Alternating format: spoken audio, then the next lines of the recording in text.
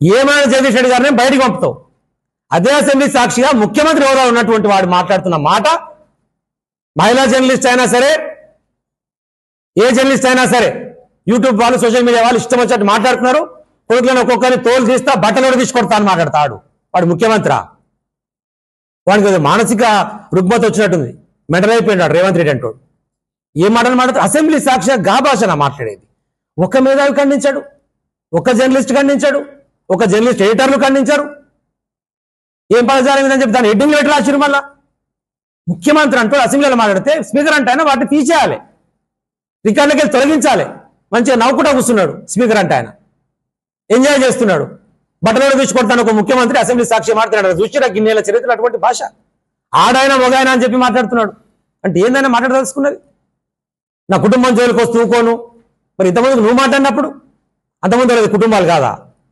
బిడ్డల గురించి, భార్యల గురించి, కొడుకుల గురించి చిట్టినాడు అని పేరు పెట్టి వాడు పందులు ఎక్కుండు, వీడు గుర్రాలు ఎక్కుండు అని చెప్పి ఇష్టం వచ్చినట్టు మాట్లాడినప్పుడు ఇక నీ పిల్లలు అనేసరికి నీకు బాధ అవుతున్నదా?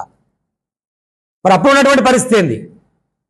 ఇంకోటి ఆయనకు సంబంధించిన కుటుంబం గురించి ఏ ఒక్కరు కూడా బీఆర్ఎస్ పార్టీ వాళ్ళు మాట్లాడాలి. ఆయన భార్య గురించి, ఆయన కూతురు గురించి.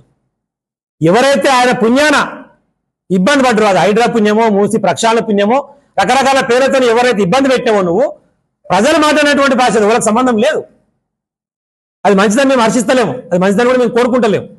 కానీ ఎంత బాధ అయితే వాళ్ళు అంత తీవ్రంగా మాట్లాడేటువంటి దయచేసి అర్థం చేసుకొని దాన్ని మార్చుకొని ప్రజలకు లబ్ధి చేకూర్చడం కోసం ఏం చేస్తావో చెయ్యి.